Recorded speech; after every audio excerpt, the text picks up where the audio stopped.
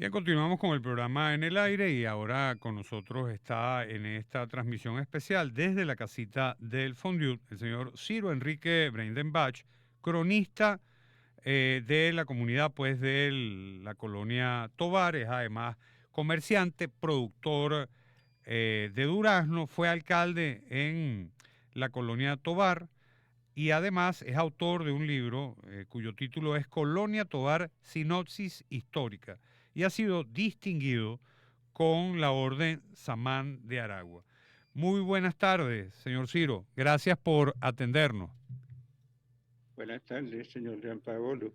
Un placer poder conversar con usted. Fíjese, esa comunidad de la que usted forma parte y de la cual usted es cronista, pues cumple este lunes 181 años de constituida. Y claro, la historia que siempre se evalúa en retrospectiva, bueno, permite evaluar qué de esa trayectoria tal vez ha sido provechosa para la comunidad, qué cosas se pueden evaluar como errores, ¿no?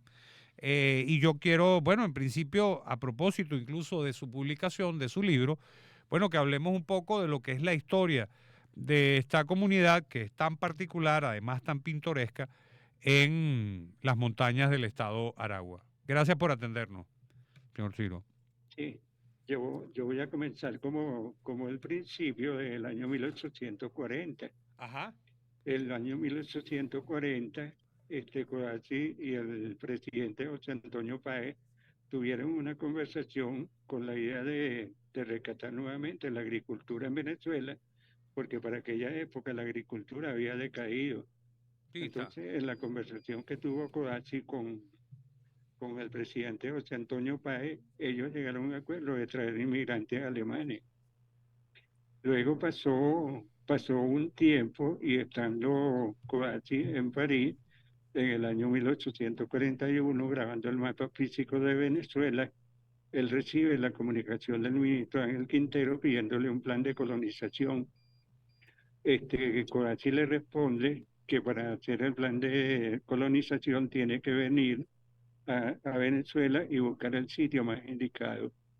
Y él vio que el sitio más indicado era hacia la montaña al norte de la Victoria, en la cual hizo varias excursiones y en la última excursión que hizo, en el año 1841, él hizo el mapa físico de la colonia Tovar.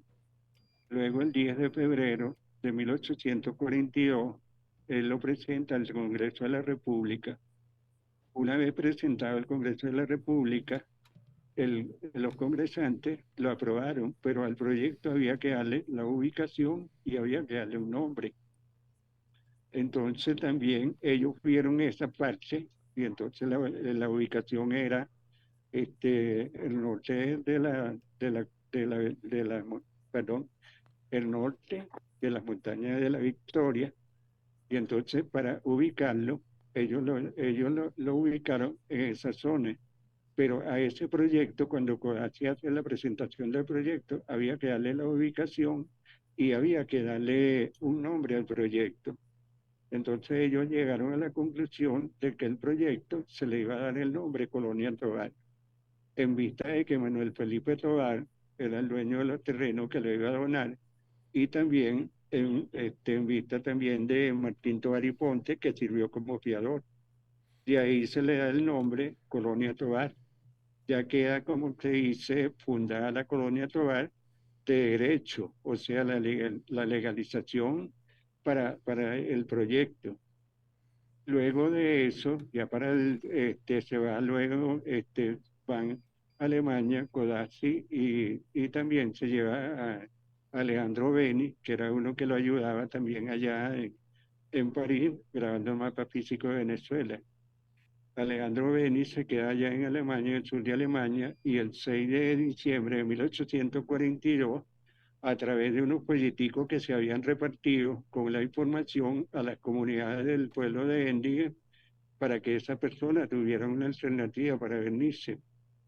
La gente vieron ese folletico, pero también había también que saber por qué ellos se venían. Ellos se venían porque las situaciones allá eran extremadamente difíciles también.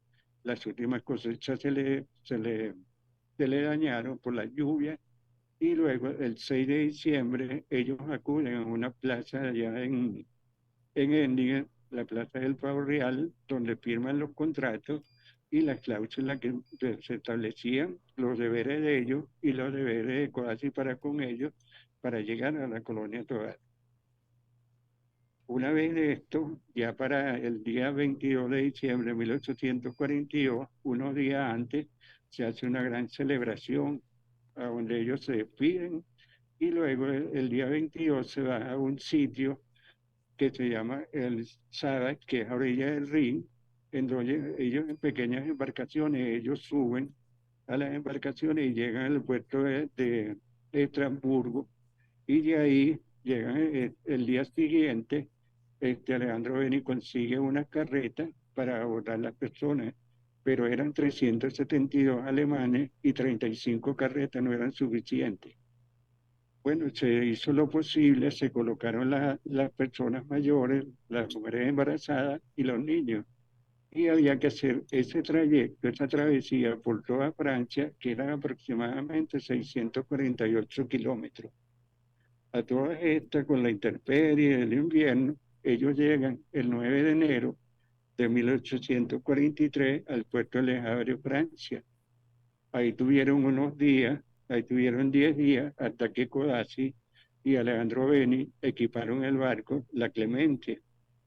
Luego ya para el 19 de enero de la misma fecha, ya todos suben al barco y em- empiezan y salen el 19 y empieza esa travesía por el mar.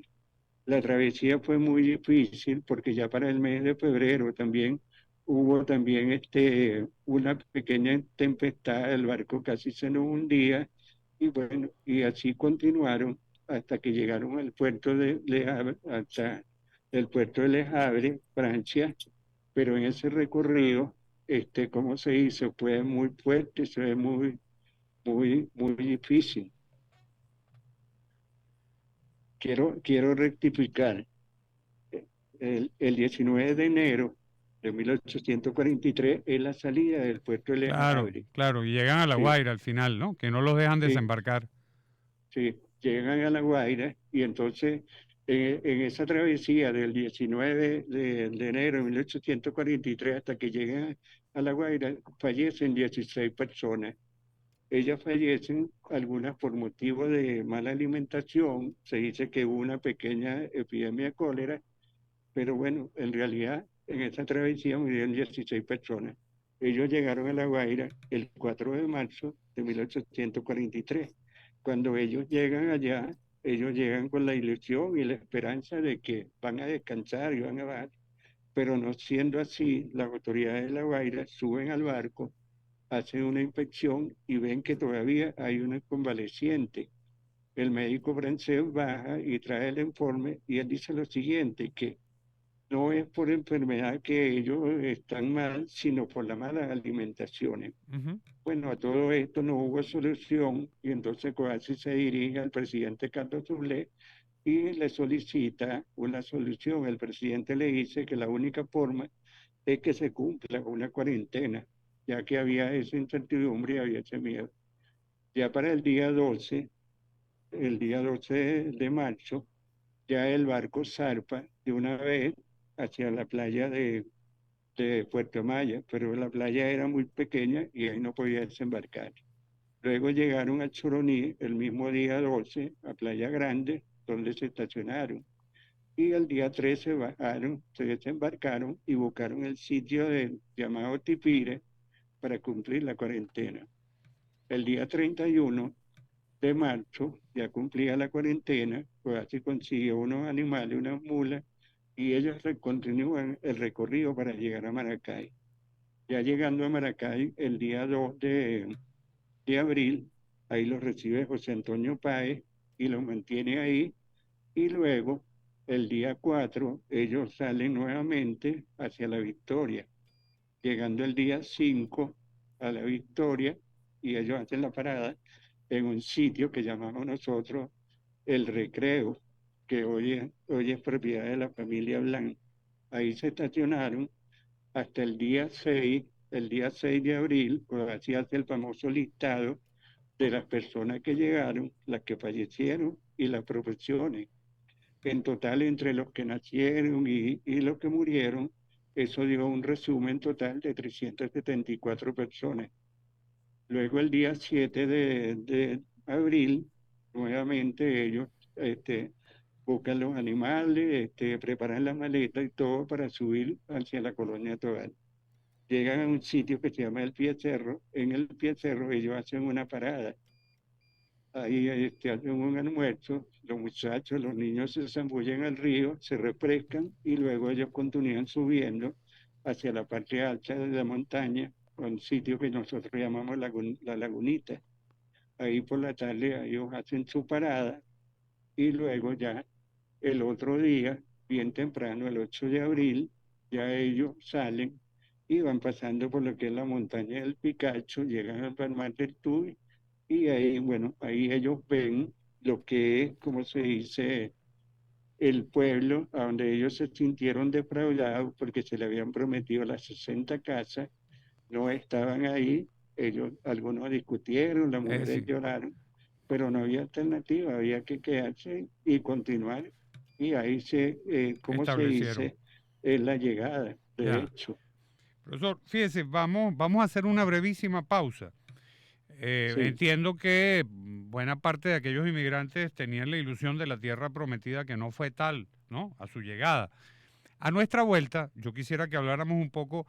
Yo estuve en la iglesia de la Colonia Tovar recientemente y leí la placa que recuerda a la primera coloniera. Entiendo que se llama Bárbara, o se llamó Bárbara Perlinger, ¿no?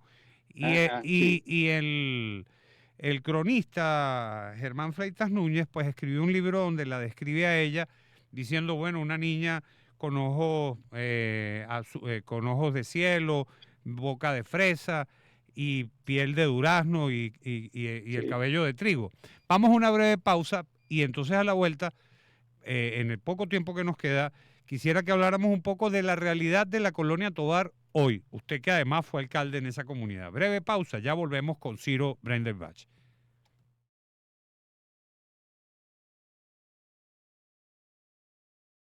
Bien, continuamos con el programa en el aire. Con nosotros Ciro Enrique Brendenbach, cronista pues de la comunidad de la colonia Tovar, además comerciante, productor de durazno, fue alcalde en esa comunidad, autor del libro Colonia Tovar, Sinopsis Histórica y además fue distinguido con la Orden Samán de Aragua. Le comentaba sobre la anécdota en relación a la niña Bárbara Berlinger, que dicen que fue pues la primera coloniera y lo relata Germán Fleitas Núñez en su libro también. Y bueno, con una Sí, descripción muy hermosa. quería hacerle, Ajá, diga, eh, quería hacerle un comentario sobre lo diga. que me estabas hablando ahorita. Ajá, Ese libro se publicó Colonos y Colonieros en el ajá, año 1988 y yo fui el patrocinante del libro. qué bien. Entonces, ahí está la famosa poesía y como era la conmemoración de los 145 años, Germán descubrió en los archivos el nacimiento de la niña Bárbara Berlín y entonces él le hace ese homenaje. Entonces él dice la niña Bárbara Berlín, cabello color de trigo, la cara piel color de durazno, ojos azules como el cielo aragüeño y labios color de fresa. Sí, Cuando yo voy a las escuelas y doy las charlas, siempre nombro a la niña Bárbara Belige. Cuando uno ve esa catirita, ojos azules, uno se recuerda a aquella niña. sí. Mire, En usted que... cuanto, Ajá, en cuanto al progreso de la colonia, bueno, el progreso de la colonia no se ha detenido, sí hemos tenido dificultades, pero hasta el día de hoy hemos sido favorecidos, que hemos sido un pueblo único de Venezuela donde todavía producimos la fruta, producimos todo, tenemos la buena gastronomía y bueno, gracias a Dios nosotros hemos ido avanzando en el tiempo también. mire, en la colonia Tovar dependió mucho tiempo pues de la Victoria, cuando el antiguo llamado Distrito Sí, Ricaute. Y antes, sí, además, estuvo como aislada porque aquella carretera que va desde Pie del Cerro prácticamente era intransitable y había más comunicación con Caracas que con el propio estado de Aragua.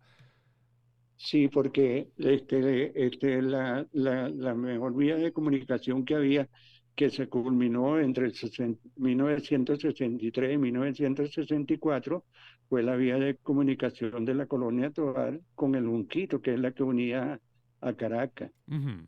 Ahí tenemos lo siguiente: cuando tenemos esta buena vía de comunicación, se nos abre la puerta grande del progreso de la colonia Tovar, porque ya tenemos los servicios, ya se comienzan a construir hoteles, restaurantes, tiendas, y bueno, de De, ahí ha venido el progreso que hemos tenido hasta el día de hoy, que siempre ha sido de, mejorado. de hecho, la electricidad en la colonia Tovar no es del centro, sino de la electricidad de Caracas, ¿no? Sí, Ajá. para aquel Diga, tiempo era electricidad de la Caracas. cometida, pues Sí. era con la electricidad de Caracas.